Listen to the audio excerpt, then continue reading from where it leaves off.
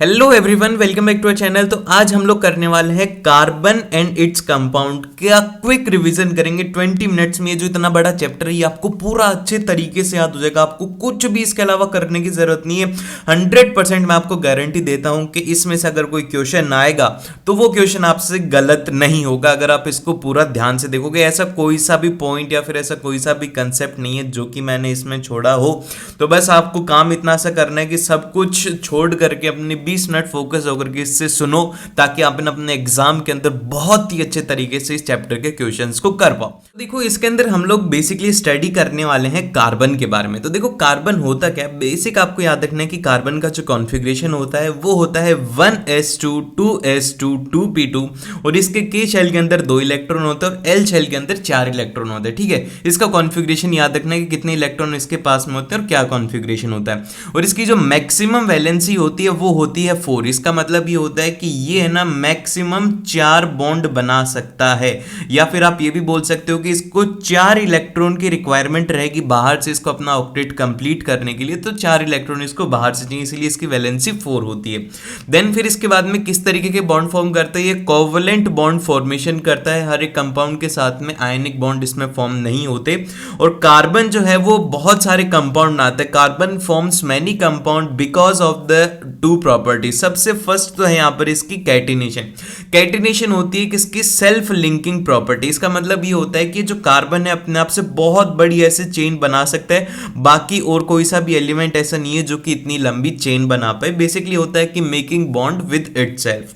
Then फिर इसके बाद में इसकी जो सेकंड प्रॉपर्टी है वो है टेट्रावेलेंट। टेट्रावेलेंट का मतलब ये है कि इसकी मैक्सिमम कोवेलेंसी 4 है, so that carbon can form 4 bond with other element. ये 4 बॉन्ड बना सकता है किसी और एलिमेंट के साथ में, फिर वो चाहे से हाइड्रोजन हो, ऑक्सीजन हो, नाइट्रोजन हो, इनमें से कोई सा भी है इसके साथ में 4 बॉन्ड फॉर्म कर सकता है। लेकिन यहां पर याद रखने वाली बात यह है कि it only forms 3 bond with carbon. मतलब कि अगर कार्बन को कार्बन के साथ में बॉन्ड बनाना होगा तो बस 3 ही बॉन्ड बनेंगे, इससे ज्यादा एक और कार्बन यहां पे नहीं आ सकता। ये वाला स्टेबल नहीं होगा। तो आपको अपने दिमाग में रखना है, क्वेश्चन ये आ सकता है।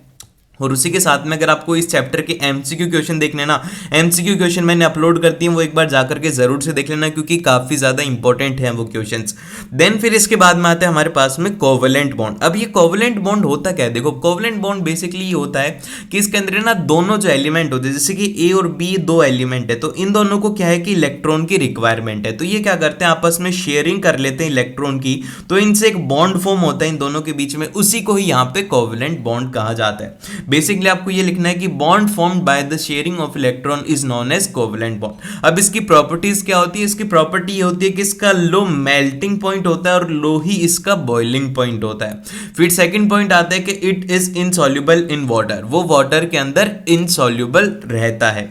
देन फिर इसके बाद में चलते हैं हम नेक्स्ट क्वेश्चन की तरफ, जो कि है यहाँ पर केमिकल प्रॉपर्टीज ऑफ कार्बन, या फिर आप कह सकते हो कि जो रिएक्शन करता है कार्बन, वो सब यहाँ पे लिखी हुई है।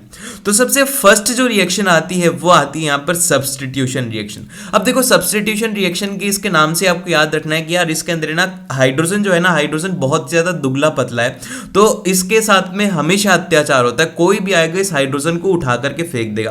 तो इसी तरीके से सब्स्टिट्यूशन में क्या होता है कि यहाँ पर क्लोरीन आती है और हाइड्रोजन को उठा करके फेंक देती है। आपको बस ये करना है, हाइड्रोजन को हटाकर यहां पर क्लोरीन लगा देना है। जैसे कि यहां पर CH4 है, अब CH4 में से क्या करना है, आपको एक हाइड्रोजन हटा देना है, तो क्या बचेगा, वो बचेगा CH3 और उसके साथ में क्लोरीन लगा दो, तो वो प्रोडक्ट फॉर्म हो जाएगा। वो हो जाएगा यहाँ पे CH3Cl प्लस ऑफ यहाँ पर HCl इसके साथ में फॉर्म हो जाएगा। ठीक है, ये बहुत ही बेसिक है कि हाइड्रोजन को हटा करके क्लोरीन लगाना है। देन फिर इसके बाद में जो इसकी सेकंड रिएक्शन आती है वो आती है ऑक्सीडेशन रिएक्शन।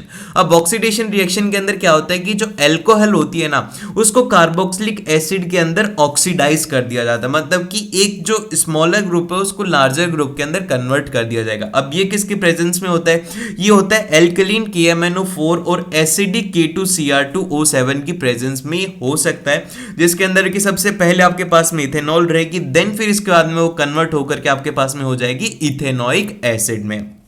देन फिर इसके बाद में अगली जो रिएक्शन आती है वो आती है एडिशन रिएक्शन। अब देखो एडिशन रिएक्शन है ना बहुत ही ज्यादा अच्छे तरीके से याद रखने वाला है कि आपको है ना इसमें तोड़ना है, फिर उसके बाद में जोड़ देना है, तोड़ करके जोड़ देना है। तो भैया आपको क्या करना है कि इसका जो बॉन्ड है, जैसे कि इसके अंदर एक अनसैचुरेटेड हाइड्रोकार्बन होता है जिसके अंदर की डबल बॉन्ड होता है, उसको तोड़ करके उसकी जगह पर हाइड्रोजन को ऐड कर देना है। जैसे कि यहाँ पे ये एल्कीन है, एल्कीन के पास में आपको ये डबल बॉन्ड दिख रहा होगा, जैसे कि कार्बन कार्बन के बीच में डबल बॉन्ड है। तो आपको करना है कि ये जो डबल बॉन्ड है इसको तोड़ देना है और फिर इसकी जगह पर यहाँ पर 2 हाइड्रोजन लगा देना है और इस तरीके से आपकी एडिशन रिएक्शन हो जाएगी और ये जो भी है इसके साथ में रहेंगे। लेकिन इसके अंदर जो कैटलिस्ट है वो है निकल और प्लेटिनियम है, जिससे कि ये कैटलिस्ट होते हैं जो कि इसकी रिएक्शन में पार्टिसिपेट नहीं करते हैं। और यहाँ पर एक इंपॉर्टेंट पॉइंट याद रखने वाला वो ये है कि वेजिटेबल ऑयल को वेजिटेबल घी के अंदर कन्वर्ट करा जाता है इस प्रोसेस के थ्रू। तो यहाँ पर याद रखना कि जो वेजिटेबल ऑयल होते हैं वो होते हैं अनसैचुरेटेड हाइड्रोकार्बन। मैं लिख देता हूं यहां पर कि ये होते हैं अनसैचुरेटेड हाइड्रोकार्बन, और जो वेजिटेबल घी होता है वो होता है सैचुरेटेड हाइड्रोकार्बन। ठीक है, ये आपको याद रखना है क्योंकि ये एमसीक्यू की फॉर्म में क्वेश्चन आ सकता है। देन फिर इसके बाद में चलते हम नेक्स्ट क्वेश्चन की तरफ, जो कि है यहां पर हाइड्रोकार्बन में। देन फिर इसके बाद में जो अगला टॉपिक आता है वो आता है हाइड्रोकार्बन। अब देखो हाइड्रोकार्बन क्या होता है, बेसिकली एक ऐसा कंपाउंड जिसके अंदर सिर्फ और सिर्फ कार्बन हो और हाइड्रोजन हो, इन दोनों के अलावा और कोई भी एलिमेंट नहीं होना चाहिए, ना ऑक्सीजन होनी चाहिए ना नाइट्रोजन होनी चाहिए, तो उनको ही यहाँ पे हाइड्रोकार्बन कहा जाता है। अब ये हाइड्रोकार्बन 2 तरीके के होते हैं, एक होते हैं सैचुरेटेड और एक होते हैं अनसैचुरेटेड। देखो अब सैचुरेटेड से आप याद रख सकते हो, एस से स्टार्ट हो रहा है मतलब कि इसके अंदर क्या होंगे, सिंगल बॉन्ड होंगे। तो एस से स्टार्ट हो रहा है तो इसके अंदर सिंगल बॉन्ड होंगे कार्बन कार्बन के बीच में। और इसका एक एग्जांपल है वो है एल्केन। एल्केन का जो यहाँ पर जर्नल फॉर्मूला है ये याद रखो, ये मैं मार्क कर रहा हूं CnH2n+2। ये यहाँ पर बहुत ही ज्यादा इंपॉर्टेंट है। अगर कोई भी एल्केन होगा वो इस फॉर्मूला को फॉलो करेगा। जैसे कि अगर आप n की वैल्यू यहाँ पर 1 रख दोगे, जैसे कि आपने यहाँ पर रख दिया C1 और फिर उसके बाद में H, यहाँ पर 2 × 1+2 क्या, तो आपके पास में यहाँ पर क्या आ जाएगा, वो आ जाएगा CH4। तो ये क्या है, ये है एल्केन। जो इस फॉर्मूला को फॉलो करेगा वो होगा एल्केन। फिर इसी तरीके से अगर आप इसकी वैल्यू रख दोगे 2 तो आपके पास में बन जाएगा C2H6, जिसको कि यहां पर कहा जाता है इथेन। देन फिर इसके बाद में आता है अनसैचुरेटेड हाइड्रोकार्बन। अनसैचुरेटेड हाइड्रोकार्बन में क्या होते हैं कि डबल और ट्रिपल बॉन्ड होते हैं कार्बन कार्बन के बीच में। अब ये कैसे होते हैं वो हम देखते हैं।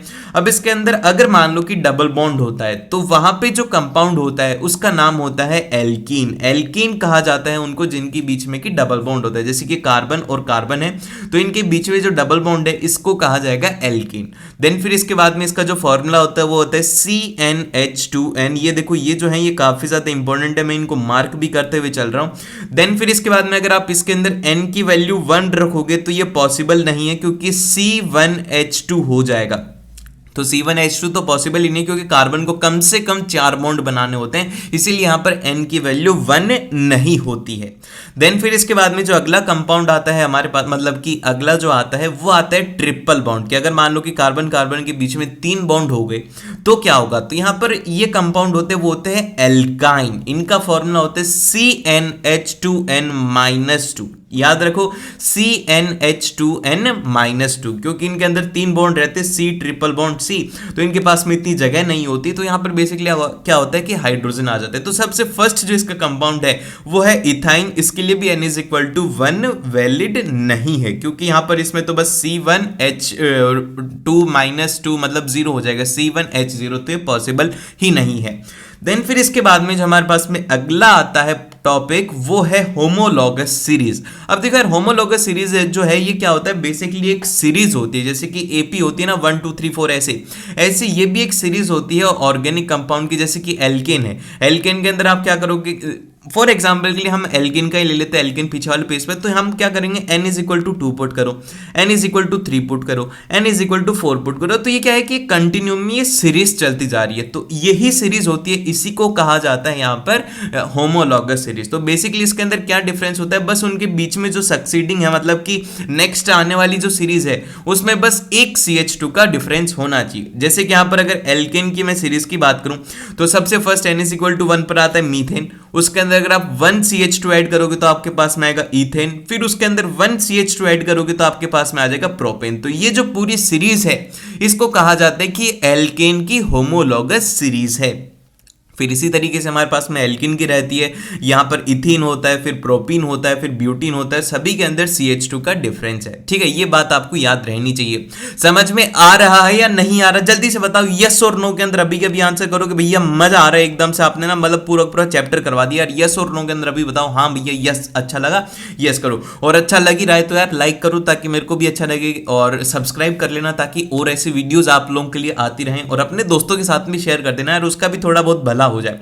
तो अब हम बात करते हैं IUPAC, मतलब कि नामकरण की बात करी जा रही है कि ये जो हम इथेन मीथेन ये कर रहे हैं ये कैसे कर रहे हैं। तो इसके अंदर ये जो IUPAC नेमिंग होती है ये बेसिकली 3 चीजों से बन करके बनी होती है। एक होता है प्रीफिक्स, और एक होता है यहाँ पर वर्ड रूट, और एक होता है यहाँ पर सफिक्स। ठीक है, अब आप लोग है ना अपना नाम बताओ कमेंट सेक्शन में पूरा पूरा प्रॉपर वे के अंदर। जैसे कि अगर मैं मेरा नाम बताता हूं, मेरा नाम है यहाँ पर मिस्टर आयुष, ठीक है, मिस्टर आयुष, और फिर उसके बाद में पुनिया। ठीक है, ये है मेरा पूरा नाम। ठीक है, अब इसी तरीके से ध्यान से सुनना, आप लोग भी अपना नाम बताओ कि आपका नाम क्या है। अब देखो इसके अंदर क्या है, सबसे फर्स्ट है मिस्टर, मतलब कि ये क्या है, ये है मेरा प्रीफिक्स। तो इसी तरीके से इसमें भी बिफोर नेम, मतलब नाम से पहले क्या लगाया जाता है। जैसे कि अगर उसके अंदर कार्बन है तो उसके लिए Cl लगा दिया जाएगा। जैसे कि अगर यहीं पर ही कोई अगर वुमेन होती तो उसके लिए हम लगा देते मिसेज या फिर मिस लगा देते। तो ये क्या होता है, ये होता है सरनेम। ये डिपेंड है कि उसके अंदर कौन सा प्रेजेंट है। तो अगर क्लोरीन प्रेजेंट है तो उसके लिए क्लोरो आ जाएगा, ब्रोमीन प्रेजेंट है तो उसके लिए ब्रोमो आ जाएगा, अगर कोई साइक्लिक कंपाउंड है तो उसके लिए साइक्लो आ जाएगा, और अगर कोई भी मान लो कि एमिनो प्रेजेंट है तो वहां पर एमिनो उसके लिए आ जाएगा। ठीक है, ये होता है सबसे फर्स्ट प्रीफिक्स। देन फिर इसके बाद में आता है वर्ड रूट, मतलब कि उसका नाम क्या है। ठीक है, तो यहां पर जैसे कि मेरा नाम है आयुष, उसी तरीके से ये जो कार्बन होते हैं इनके अंदर डिपेंड करता है कि इनके पास में कितने कार्बन एटम है। जैसे कि अगर एक कार्बन एटम है उसके पास में तो उसका नाम हो जाएगा मिथ, अगर 2 कार्बन है तो उसका नाम हो जाएगा इथ, अगर उसके पास में 3 कार्बन है तो उसके पास में हो जाएगा प्रोप, 4 कार्बन वाला हो जाएगा ब्यूट, 5 कार्बन वाला हो जाएगा पेंट, और 6 कार्बन वाला हो जाएगा हेक्स, और जो 7 कार्बन है वो हो जाएगा हेप्ट। तो आपको तो बस 6 तक ही याद रखो। देन फिर इसके बाद में क्या करना है लास्ट में, जैसे कि पूनिया, पूनिया क्या है, ये है मेरा सरनेम। तो इसी तरीके से सरनेम से आप याद रखो सफिक्स। अब सफिक्स अलग अलग होता है, जैसे कि अगर हाइड्रोकार्बन है और उसमें अगर एल्केन है तो उसके लिए सफिक्स लगाया जाता है ANE, और अगर एल्कीन है तो उसके लिए सफिक्स लगाया जाता है ENE, और अगर एल्काइन है तो उसके लिए लगाया जाता है YNE। ठीक है, ये आपको याद रखना है। अब इसके बाद में हम इसके कुछ एग्जांपल से देखते हैं जिससे कि आपको बहुत ही अच्छे तरीके से समझ में आएगा। जैसे कि फंक्शनल ग्रुप के सफिक्स से मैं आपको परफेक्ट तरीके से इसको समझाता हूं कि कैसे आपको नामकरण करना है।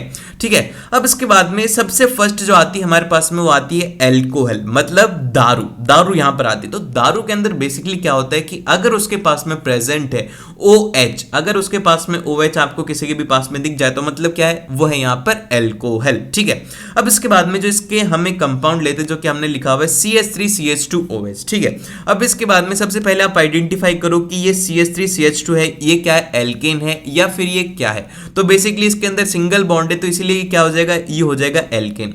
और इसके पास में 2 कार्बन है, गिनो यहां पर 1 और 2 कार्बन है तो इसीलिए इसके साथ में आ जाएगा इथ, और एल्केन के लिए हम लगा देंगे ANE। ठीक है, और यहां पर ये जो फंक्शनल ग्रुप है ये है यहां पर क्या है, ये है इसका सफिक्स। ठीक है, क्योंकि इसके अंदर और तो कोई प्रेजेंट नहीं था तो एल्कोहल के लिए हमने लगा देते हैं, वो लगा देते हैं OL। तो इसका जो नाम हो जाएगा वो हो जाएगा इथेन प्लस OL, लेकिन इसमें से E को एलिमिनेट करके इसका नाम हो जाएगा इथेन OL। ठीक है, ये आपको इस तरीके से याद रखना है। अगर समझ भी नहीं आया तो अगले वाला देखो। अब देखो अगले वाले के अंदर क्या है कि ये आपने कंपाउंड देखा CH3CHCHOH। ठीक है, अब आपको यहां पर समझ में आएगा कि यार OH है तो मतलब ये क्या है, ये है एल्कोहल। लेकिन इसके पहले अगर आप देख रहे हो तो यहां पर क्या है, इसके अंदर डबल बॉन्ड है, तो मतलब एक डबल बॉन्ड है तो ये क्या है, ये है एक एल्कीन है। ठीक है, ये है एक एल्कीन। ठीक है, अब एल्कीन हो गया तो एल्कीन आपको ये पता लग गया, और इसके अंदर कितने कार्बन है, 3 कार्बन है। तो 3 कार्बन के लिए हम लगाएंगे प्रोप, प्लस एल्कीन है तो उसके लिए लगा देंगे ENE। तो हमारा जो नाम बनेगा वो बनेगा प्रोप इन प्लस OL, क्योंकि एल्कोहल हमें लास्ट में ऐड करना है, तो हमारा जो नाम बनेगा वो बनेगा प्रोपिनॉल, प्रोपिनॉल, ठीक है, ये प्रोपिनॉल बन जाएगा इसका नाम। देन फिर इसी तरीके से हमारे पास में एक होता है कीटोन। कीटोन के अंदर आपको जो सफिक्स लगाना है वो लगाना है 1, ठीक है, ONE इसके अंदर सफिक्स लगता है, और ये होता है C डबल बॉन्ड C, और यहाँ पर कोई भी फंक्शनल ग्रुप रह सकते हैं, जैसे कि इसका जो फर्स्ट मेंबर आता है, कीटोन सीरीज का जो फर्स्ट मेंबर आता है वो आता है हमारे पास में CH3 C double bond CH3, ठीक है। अब इसके बाद में यहाँ पर आप जब देखोगे इसके अंदर कितने कार्बन है, 3 कार्बन है, और ये सारे के सारे एल्केन है, तो यहाँ पर आ जाएगा प्रोपेन, और लास्ट के अंदर अगर आप लगा दोगे ऑन, तो जो कि कीटोन के लिए है क्योंकि फंक्शनल ग्रुप है, तो आपके पास में नाम आ जाएगा, वो आ जाएगा प्रोपेन ऑन, ठीक है। अब इसके बाद में एक और जो ग्रुप होता है वो होता है एल्डिहाइड का, जो कि होता है CHO, ठीक है, CHO होता है, अगर CHO प्रेजेंट है तो वहां पर एल्डिहाइड होता है, इसके लिए सफिक्स लगाया जाता है AL, और फिर इसके बाद में आता है यहाँ पर कार्बोक्सिलिक एसिड। कार्बोक्सिलिक एसिड के लिए यहाँ पर लगाया जाता है ओइक एसिड, ठीक है, क्या लगाया जाता है, वो लगाया जाता है ओइक एसिड, और इसको इस तरीके से रिप्रेजेंट करा जाता है C डबल बॉन्ड OH, ठीक है, C डबल बॉन्ड OH अगर आपको दिख जाए तो मतलब क्या है, वो है कार्बोनिक एसिड। अब जैसे कि अगर आपको नाम दे दिया जाए, कहा जाए कि ब्यूटेनोइक का स्ट्रक्चर ड्रॉ करो, तो बेसिकली आप सबसे पहले देखो ब्यूट, ब्यूट का मतलब क्या हो गया, उसके अंदर 4 कार्बन प्रेजेंट है। एन का मतलब क्या हो गया, वो पूरा पूरा एक एल्केन फैमिली से बिलोंग कर रहा है, और ओइक एसिड का मतलब क्या हो गया कि वो है यहाँ पर एक एसिड है। तो मतलब आपको ये सब बातें पता लगी, तो आपने ड्रॉ किया CH3 CH2 CH2 और फिर लास्ट के अंदर COH लगा दिया, तो ये बन गया हमारे पास में ब्यूटेनोइक एसिड। इस तरीके से आपको इनका नोमेनक्लेचर करना होता है।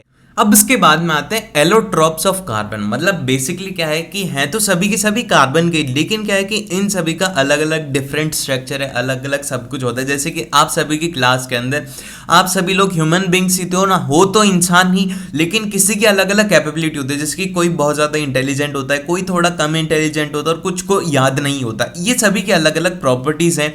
तो इसी तरीके से कार्बन के भी अलग अलग एलोट्रॉप्स है। तो बेसिकली आपको याद रखना ये होते हैं बहरूपीय कार्बन के।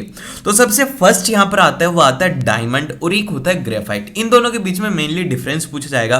तो सबसे फर्स्ट तो आप याद रखो कि यहां पर जो डायमंड होता है इसके अंदर each carbon is bonded with the other 4 carbon atom and form the 3D structure, और उसका एक 3D स्ट्रक्चर फॉर्म होता है। और उसी के साथ में ईच कार्बन एटम, जो ग्रेफाइट के केस के अंदर होता है यहाँ पे, each carbon atom is bonded to 3 carbon atom and form the hexagonal array. तो यहाँ पर एक हेक्सागोनल अरे बनता है और यहाँ पर एक 3D स्ट्रक्चर बनता है। देन फिर इसके बाद में जो डायमंड है वो हार्डेस्ट सब्सटेंस ऑन अर्थ है, और यहाँ पर जो ग्रेफाइट है वो स्मूथेस्ट, और यहाँ पर ये स्लिपरी होता है, मतलब अपोजिट नेचर के हैं दोनों। और एक होता है बैड कंडक्टर ऑफ इलेक्ट्रिसिटी और एक होता है गुड कंडक्टर ऑफ इलेक्ट्रिसिटी। मेरे को तो एक बात समझ में नहीं आ रही, जब इन्होंने एक्सपेरिमेंट कंडक्ट करा होगा एक डायमंड के ऊपर जिसकी की वैल्यू मान लो कि 2 करोड़ के आसपास होगी, तो कौन उससे अपना इलेक्ट्रिसिटी कंडक्ट करना चाहेगा। मेरे को तो बस ऐसे अमीर लोगों से मिलना है कि जिनके ना घर पे वायर्स की जगह पर वो डायमंड के वायर्स बिछाना चाहते हैं। तो बेसिकली आपको ये याद रखना है कि कौन सा होता है कौन सा नहीं होता। देन फिर इसके बाद में आते हैं यहाँ पर फुलड्रीन। अब देखो फुलड्रीन क्या होता है, ये होता है एक C60, ये भी कार्बन का एलोट्रोप होता है। इसके अंदर बेसिकली ये होता है कि कार्बन जो होता है वो arranged in the form of football. Football की शेप आपने देखी होगी कैसे गोल सी आकार होती है, तो उसी तरीके से इस फुलड्रीन का भी उसी तरीके का शेप होता है, तो इसीलिए इसको फुलड्रीन कहा जाता है। जिन्होंने इसको डिजाइन करा था उनका नाम था बल्कमिंस्टर फुलड्रीन, तो इसीलिए इस उनके नाम पर इसको रख दिया गया। फिर इसके बाद में जो अगली रिएक्शन आती है या फिर अगला टॉपिक है वो है हमारे पास में एस्टेरिफिकेशन रिएक्शन। अब देखो एस्टेरिफिकेशन रिएक्शन क्या होती है कि इसके अंदर बेसिकली आप एसिड को और जो हमारा एल्कोहल है उसको मिक्स कर दो तो आपको एक नया कंपाउंड मिलता है। तो इसकी डेफिनेशन आप जरूर से याद रखना कि when an organic acid react with the alcohol in the presence of a acid catalyst it produces the fruity smell called the ester. और यहाँ पर एक फ्रूटी स्मेल सा एक आपने देखा होगा कि जो फ्रूट की स्मेल होती है उसके जैसा अगर कोई कंपाउंड बन रहा है तो वो वहां पर होता है एस्टर, और इस रिएक्शन को कहा जाता है एस्टेरिफिकेशन। और यहाँ पर ये हो गया CH3COH C2H5OH। ये क्या है, ये है एसिड, और ये क्या है इसका नाम बताओ यार कमेंट सेक्शन में। अभी हम करके आए थे, ये गलती नहीं होनी चाहिए। अब देखो अब तुम इतना आगे आ गए और फिर बोल रहे हो कि भैया ये क्या है, ये गलत बात है। और फिर इसके बाद बाद में H2SO4 है और कैटलिस्ट के प्रेजेंस में आपको मिलेगा CH3COO C2H5 और उसी के साथ में वाटर फॉर्म हो जाएगा। और इसका स्ट्रक्चर कुछ इस तरीके का रहेगा CH3C, मैं एक बार अच्छे से बता देता हूँ, C डबल बॉन्ड ऑक्सीजन, फिर ऑक्सीजन, फिर उसके बाद में C2H5, ये होता है एस्टर।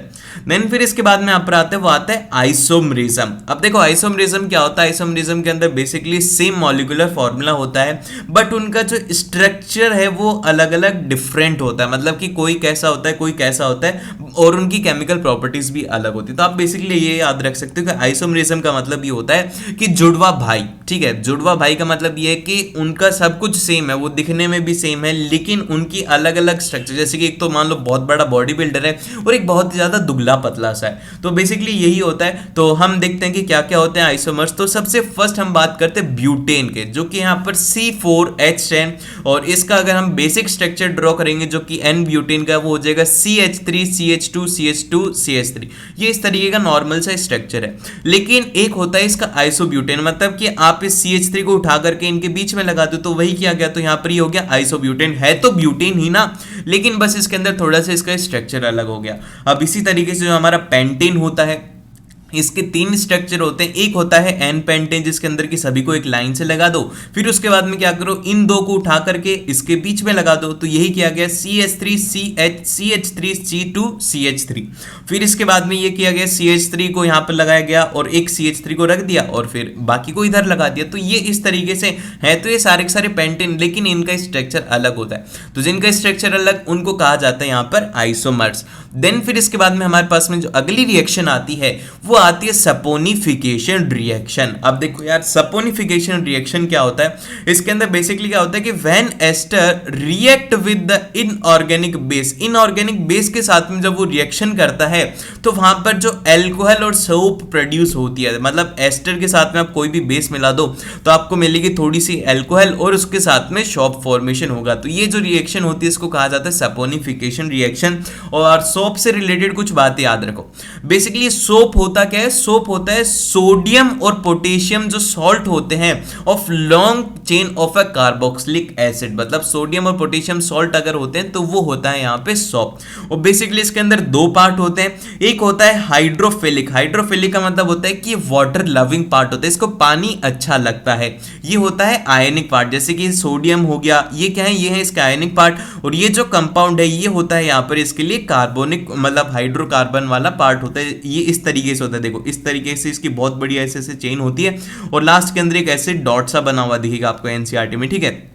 तो ये होता है Na+ या फिर जो भी कार्बन होता है, और ये जो पूरा पूरा होता है ये होता है हाइड्रोकार्बन, जैसे कि C17H33 ये होते हैं हाइड्रोकार्बन। तो बेसिकली ये जो हाइड्रोकार्बन होते हैं ये होते हैं डर्ट के साथ में अटैच, और ये जो सोडियम वगैरह हैं ये हो जाते हैं पानी के अंदर मिल करके रह जाते हैं।